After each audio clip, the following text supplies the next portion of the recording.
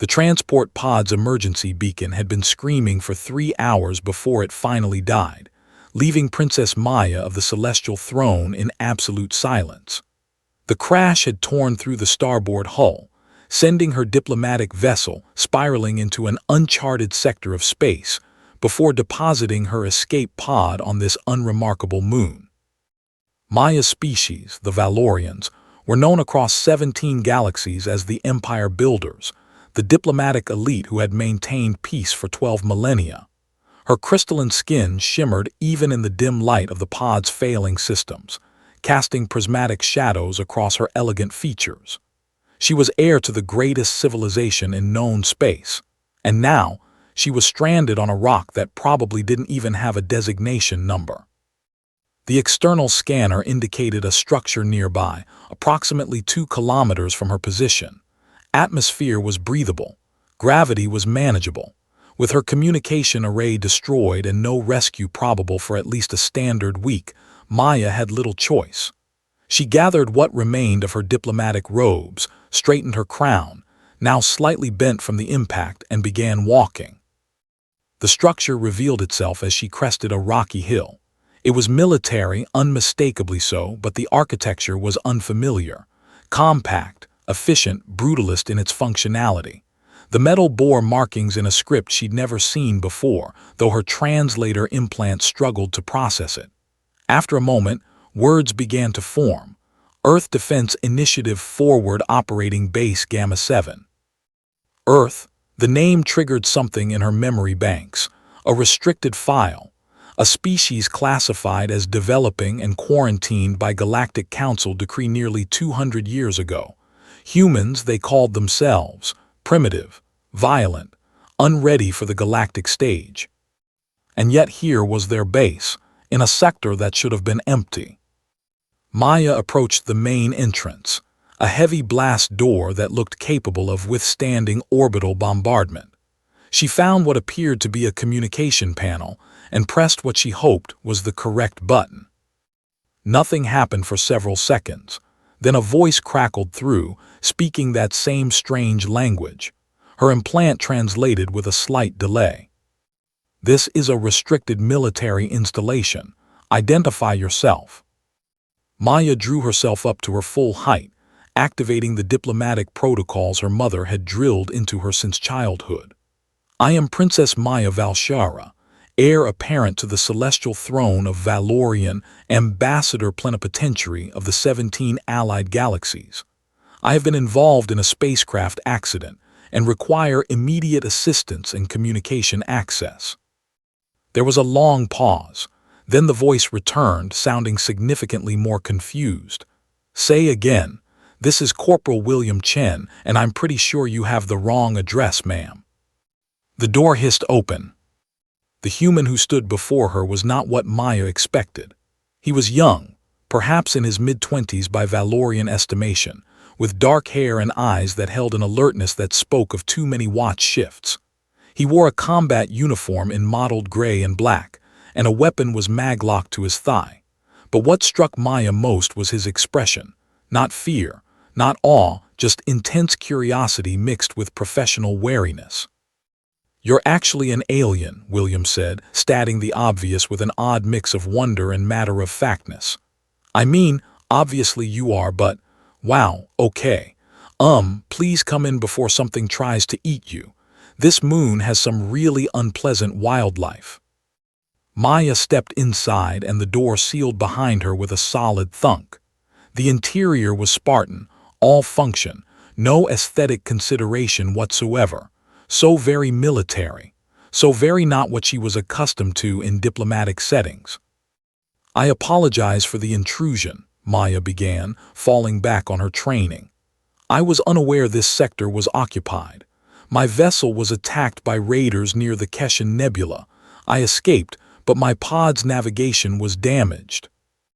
William led her deeper into the facility, past rooms filled with equipment she couldn't identify. "You're about 800 light-years from the nearest mapped system according to our charts," he said, pulling up a holographic display. "Which is weird because we're not supposed to be in mapped systems either. This base is, well, it's complicated." Your species was quarantined, Maya said bluntly. By the Galactic Council, 200 of your years ago. You were deemed too primitive, too violent for contact. William stopped walking and turned to face her. His expression hardened slightly. Yeah, we figured that out about 50 years ago when we developed FTL and found the beacons. Big invisible walls in space telling us to stay home and play nice. He smiled, but there was no humor in it. Humans aren't great at following rules we didn't agree to.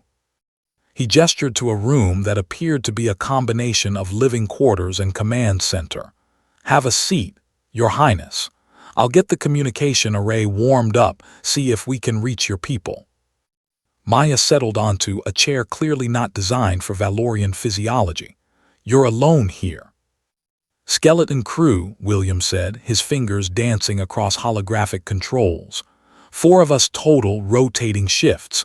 We're a listening post, technically, monitoring the quarantine boundary, watching for council activity, mapping the restrictions. He glanced at her. We've been preparing. Preparing for what? For the day we tell the galaxy we're not asking for permission anymore. A chill ran through Maya's crystalline structure. This was worse than she'd thought. The humans weren't just violating quarantine, they were organizing, planning, building infrastructure in forbidden space. You understand this is an act of war, she said carefully. The Galactic Council enforces quarantines with absolute authority.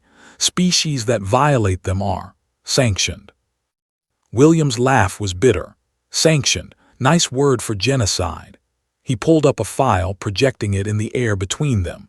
Maya saw images of ruined worlds, species she didn't recognize, all marked with Council enforcement codes. We found the records, Your Highness. The Council's definition of sanction has a body count in the billions. Those species were dangerous, Maya protested, but her voice wavered. She'd never actually reviewed those files herself. They were classified above even her clearance level. Maybe, William conceded.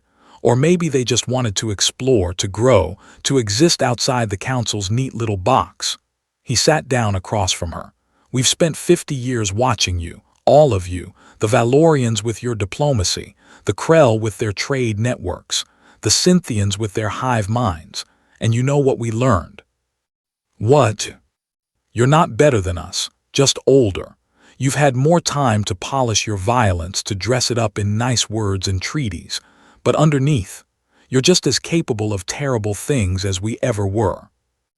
Maya wanted to argue, but the words died in her throat. She thought of her mother, the Queen, and the things done in the name of maintaining peace. The subjugated species who'd been given a choice between submission and extinction. The rebellions crushed before they could truly begin. The communication array is ready, William said quietly. I can contact your fleet. Have you extracted within 12 hours, probably. You can go home, report this base, and the Council will send their enforcement fleet. They'll sterilize this moon and probably 3 others just to be sure. Standard protocol. He met her eyes. Or you can listen to what I have to say, really listen. Maya's mind raced. Protocol demanded she report this immediately. Her duty to the throne, to the Council, to the established order was absolute. And yet... Speak, she said. William leaned forward. Humanity has been studying the galaxy for half a century. We've learned your languages, your cultures, your technologies. We've mapped your empires and identified your weaknesses. And we've been building.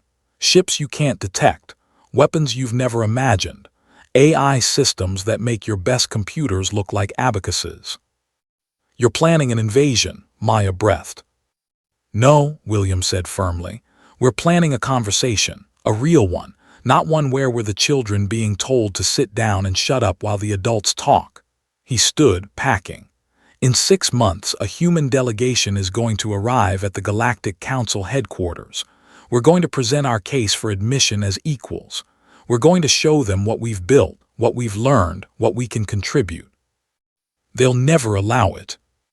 Then we'll show them what we can take away. William's voice was hard now.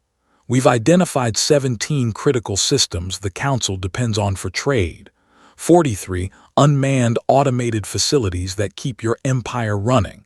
We can shut them all down simultaneously. We can cripple the galactic economy in less than a day without firing a single shot. Economic terrorism, Maya said. Negotiation, William corrected. You don't get to ignore an entire species and then cry foul when they find leverage. We don't want war, Your Highness. We've had enough war among ourselves to last 1,000,000 years, but we won't be caged either. Maya stood, her mind whirling. Everything she'd been taught, everything she believed about the natural order was crashing down around her. And yet, looking at this young human soldier with his defiant eyes and his careful plans, she couldn't deny a certain admiration. "Why tell me this?" she asked. "Why not just let me go, report the base, and deal with the consequences?" William smiled, and this time it reached his eyes. "Because you're the heir to the celestial throne. Because in 10 years, maybe 20, you'll be the one making decisions. And I'm betting that someone smart enough to survive a ship crash and humble enough to ask for help might be smart enough to see that the galaxy needs to change." He pulled up the communication array controls and handed them to her. "It's your choice, Princess. Call your fleet, or don't. Either way, in 6 months, humanity is stepping onto the galactic stage. The only question is whether we do it as enemies or as something else." Maya looked at the controls in her hand, then at William, then at the vast star field visible through the reinforced window. Somewhere out there was her fleet, her mother, her destiny as the next ruler of the greatest empire in known space. And here, on this unremarkable moon, was a human soldier offering her a choice that could reshape everything. She deactivated the communication array. "Tell me more about this delegation," she said. William's grin was pure triumph. "I thought you'd never ask." Outside, the moon's twin suns set over the horizon, painting the sky in shades of amber and gold. And in a small military outpost that shouldn't exist, a princess and a soldier began drafting the future, one conversation at a time. The galaxy would never be the same.